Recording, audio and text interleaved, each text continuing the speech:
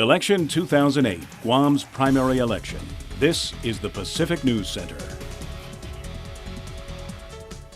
And welcome back to our continuing coverage of Election 2008, Guam's primary election. I'm Mana Silva. Let's take a quick look at PacificNewsCenter.com. We'll be posting the numbers here throughout the night. Joanne Brown, in the meantime, is here with us in the studio. Let's take a closer look at the UOG student poll. We talked about it a little bit earlier, and the results are kind of astounding. Maybe what everybody's expected. The Democrats, according to the poll, look like they're going to take control of this legislature for the 30th Guam legislature. What are your thoughts on that? Well, certainly the Democrats have an advantage. I mean, in having Frank Blas Uggan Jr. run again, I mean, Frank has always been a very popular candidate. And even in the 2 years he's been out of the legislature, he's still maintained an active community presence.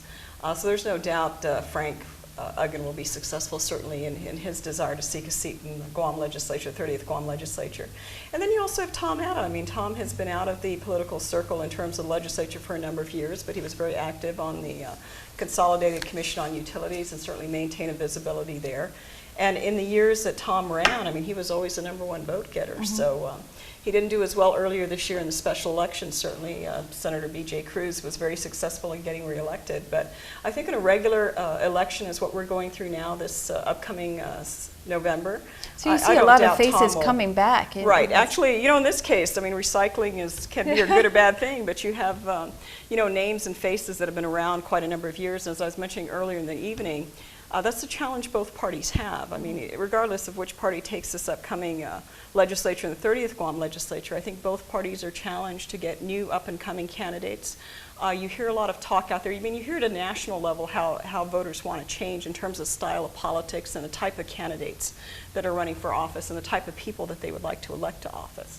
On Guam, that climate is there. I mean, when we first came in the legislature in the early 90s, there was very much that tide of change. And quite significant shifts happened in the legislature. I remember at the time, the 22nd Guam legislature had 6 women.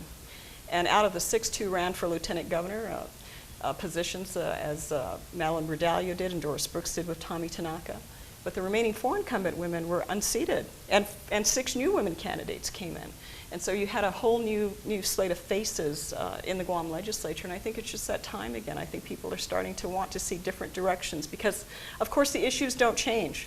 And that sometimes is unfortunate. I mean, you still hear the same thing. I mean, every night on the news you hear about the issues of education and the lack of adequate education happening in our public school system, the issues of public safety, the issues of health care. I mean, those are constant issues that are very important to the public.